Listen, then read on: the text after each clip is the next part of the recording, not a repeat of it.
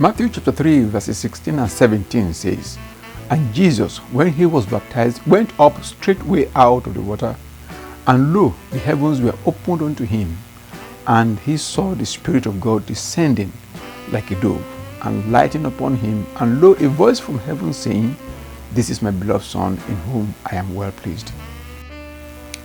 The moment the voice of God came down from heaven, introducing the Lord Jesus to the world, many have the thought that only the human beings heard him, or probably need to obey or submit to the Lord. How could God speak and some things return deaf ears to the voice of God? How could the word of life sound and something we say, "I am not living and I can't hear"? We classify things as living and not living, but all things came to be by the word. They may be deaf to our own voices. They are not deaf to the voice that made them. In essence, the whole world and everything in it heard God and are subject to him. Even the demonic world had no option but to submit to the Lord. Don't be surprised if the fig tree heard him and dried up. The turbulence of the sea listened and obeyed his command. The wind calmed itself at the command of the Lord Jesus. As far as human beings are concerned, a corpse is non-living. Even in that state, it is not deaf to the voice of life. While Jesus walked on this earth, the dead heard him and came back to life at the voice of his word. If the dead came with life at the Lord's command, then it means the words that come from the Lord have life in it, which is what he said in John chapter 6 verse 63. Even John chapter 1 verse 4 says it. Sickness is a process of death. It is not death. It is only termed death if it is concluded as terminal, that is, within human knowledge and ability. Nothing can be done to terminate the process. At this stage, something supernatural is needed. Something that death cannot be deaf to and flesh cannot be deaf to. Something that will exterminate the process and at the same time become a replacement of the damaged part or restore the body in good health. John chapter 1 verses 1 through to the 10th leads us into this. It says, "Without him nothing is created.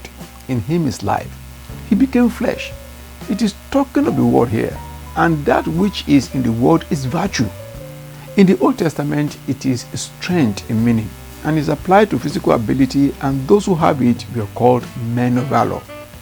It is a physical strength exhibited in war. But in the New Testament, it is strength in the supernatural ability called power and released by the Spirit of God through the word. Virtue is the needed supernatural power.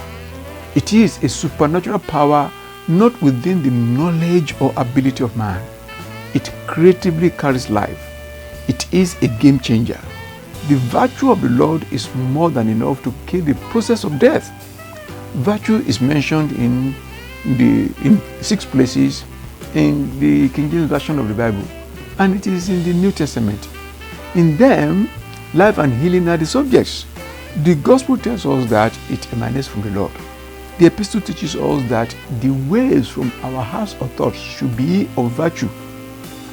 It makes us understand that we are called to glory and virtue. Furthermore, it says we should add virtue to our faith through diligence. Virtue to the soul quickens, and virtue to the body heals. Healing is a process of gradual restoration of life to an entity under the devouring power of sickness. Sickness is terminated and damage reversed. Luke chapter 6 verse 19 says, "And the whole multitude sought to touch him, for there went virtue out of him and healed them all." We know that in physiology, the blood carries the life the body needs. But to the children of the world, the life of their body is in the word, according to Romans chapter 8 verse 11. Therefore, pray in the spirit and in understanding also, using the written word. Speak well to saints to sharpen one another. Prophesy to unfavorable situations to change the game. You may not see the spirits hear you, but will only submit if your words are of written authority. Even in praying to God, take with you words, according to Hosea chapter 14, verse 2. The crow of the cock says in Jeremiah chapter 32, verse 27, Behold, I am the Lord, the God of all flesh. Is there anything too hard for me?